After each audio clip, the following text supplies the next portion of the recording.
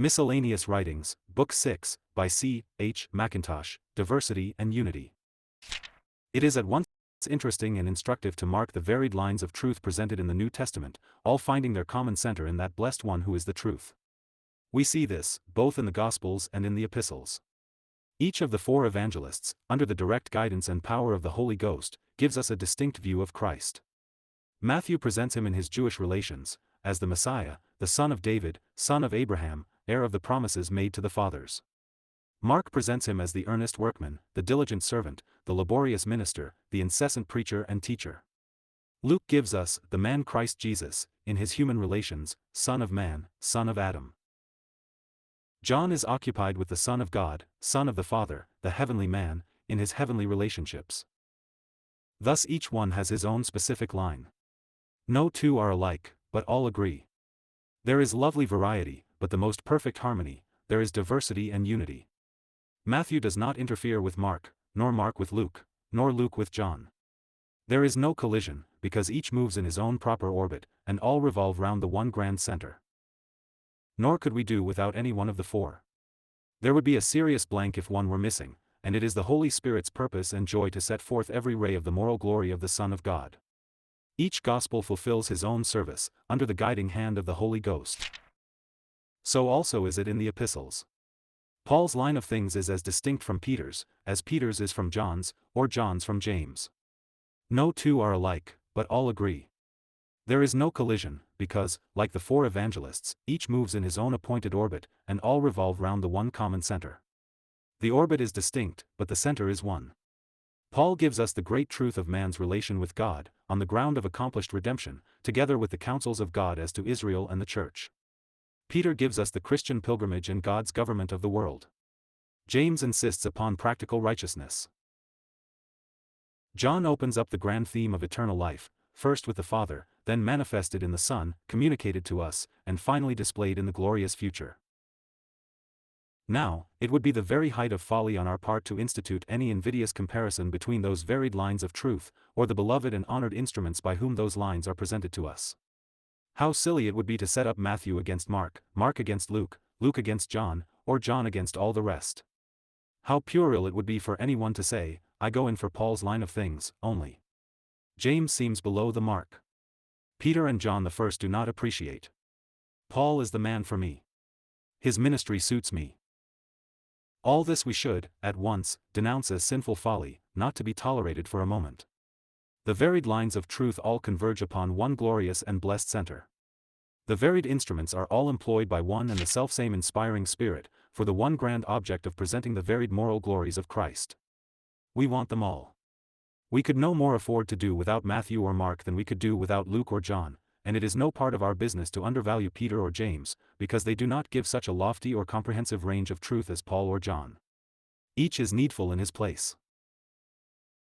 Each has his work to do, his appointed line of things to attend to, and we should be doing serious damage to our own souls, as well as marring the integrity of divine revelation, if we were to confine ourselves to any one particular line of truth, or attach ourselves exclusively to any one particular instrument or vessel.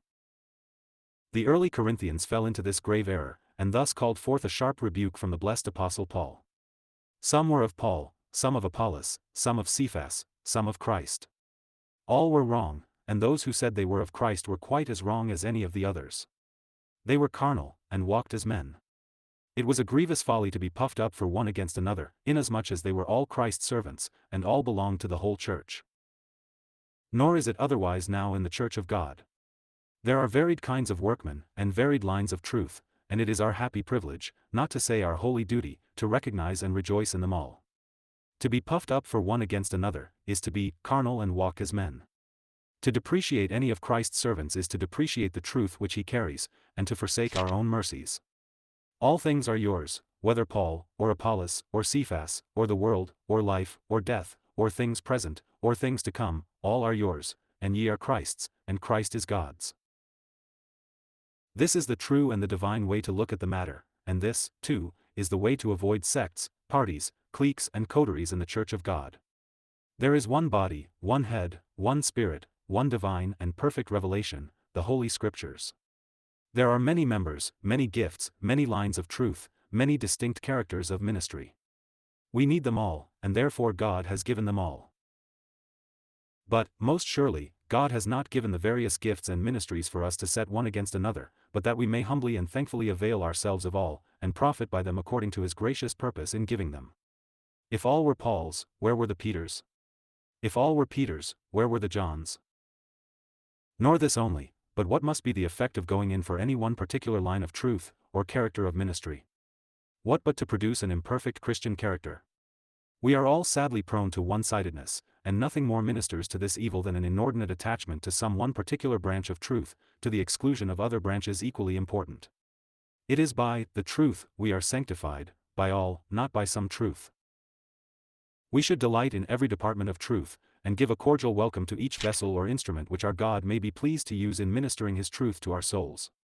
To be puffed up for one against another is to be more occupied with the vessel than with the truth which the vessel contains, more occupied with man than with God, a grievous mistake. Who then is Paul, or who is Apollos, but ministers by whom ye believed, even as the Lord gave to every man? Here lies the grand principle. God has various instruments for his work, and we should value them all as his instruments, and nothing more. It has ever been Satan's object to lead the Lord's people to set up heads of schools, leaders of parties, centers of cliques, thus splitting up the church of God into sects, and destroying its visible unity. Let us not be ignorant of his devices, but in every possible way, endeavor to keep the unity of the Spirit in the uniting bond of peace. How is this great object to be attained? By keeping near the center, by abiding in Christ, by habitual occupation with himself, by drinking deeply into his Spirit, and walking in his footsteps, by lying at his feet, in true brokenness of spirit and humility of mind, by thorough consecration to his service, the furtherance of his cause, the promotion of his glory, the prosperity and blessing of every beloved member of his body. Thus shall we be delivered from strife and contention, from the discussion of profitless questions and baseless theories, from partiality, prejudice, and predilection. We shall be able to see and appreciate all the varied lines of truth converging upon the one divine center, the varied rays of light emanating from the one eternal source. We shall rejoice in the great fact that, in all the ways and works of God, in every department of nature and grace, in things on earth and things in heaven, in time and eternity, it is not a dull uniformity but a delightful variety.